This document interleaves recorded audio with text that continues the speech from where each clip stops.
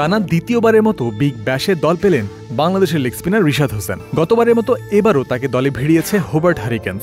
অস্ট্রেলিয়ার এই ঘরোয়া টি-20 টুর্নামেন্টে পুরো আসরের জন্যই রিশাদ নাম লিখিয়েছেন, এমনটাই লেখা আছে বিগ ব্যাশের অফিসিয়াল ওয়েবসাইটে। কিন্তু শেষ পর্যন্ত কি সত্যিই পুরো আসর খেলতে পারবেন এই লেগই, নাকি আবারও বিগ ব্যাশে খেলার সুযোগটা হারাবেন রিশাদ? কিছু সম্ভাবনার কথা আমলে নেওয়া যাক। স্বাভাবিক নিয়মেই বিগ ব্যাশের 15তম আসর শুরু হওয়ার কথা রয়েছে আগামী ডিসেম্বর মাসের শুরুর দিকে। পর্দা নামবে জানুয়ারির শেষ দিকে। ওদিকে ডিসেম্বর মাসের মাঝামাঝি বা শেষের দিকেই অনুষ্ঠিত হওয়ার কথা রয়েছে বাংলাদেশ প্রিমিয়ার লিগ বিপিএল, ঠিক যেমনটা 2025 সালের আসরে হয়েছিল। চাইলেও বিপিএল এর পরবর্তী আসর অন্য কোনো উইন্ডোতে বা তার কিছুদিন পরে আয়োজন করতে পারবে না বাংলাদেশ ক্রিকেট বোর্ড, কারণ 2026 সালের ফেব্রুয়ারি মাসে বসবে টি-20 বিশ্বকাপের আসর। তার আগেই বিপিএল শেষ করতে হবে বিসিবিকে।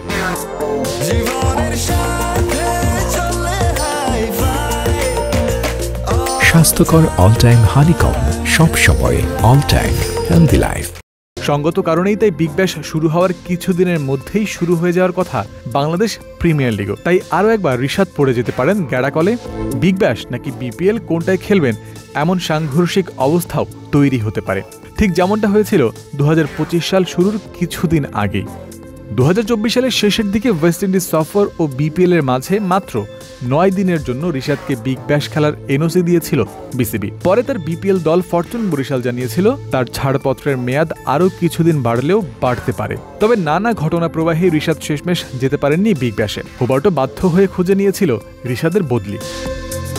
এবছরের শেষের দিকে গিয়ে যদি একই ঘটনার পুনর্মঞ্চায়ন হয়, তাহলে রিশাদের জন্য নতুন মোড়কে সেই পুরনো তিক্ত অভিজ্ঞতাই ফিরে আসতে পারে। গতবারের ওই ঘটনা প্রবাহ যেন আবার ফিরে না আসে, সেজন্য এবার অবশ্য যথেষ্ট সময় হাতে পাচ্ছেন রিশাদ, বিসিবি ও বিপিএল ফ্র্যাঞ্চাইজি। পরবর্তী আসরে বিপিএল এর যে দলেই রিশাদ খেলুন না কেন, স্কোয়াড গঠনের আগে রিশাদের বিগ ব্যাশ অ্যাপিয়ারেন্সের বিষয়ে আমলে নেওয়ার সুযোগ তাদের থাকছে। রিশাদের সাথেই এ বিষয়ে আলোচনা করে সামনে এগোনোর সুযোগটাও থাকছে। ইতিবাচক দিক হলো এফটিপি অনুযায়ী সে সময় কোনো আন্তর্জাতিক খেলা নেই বাংলাদেশের। জয়ন্ত বিন্দু, ক্রিক ফ্রেন্সি।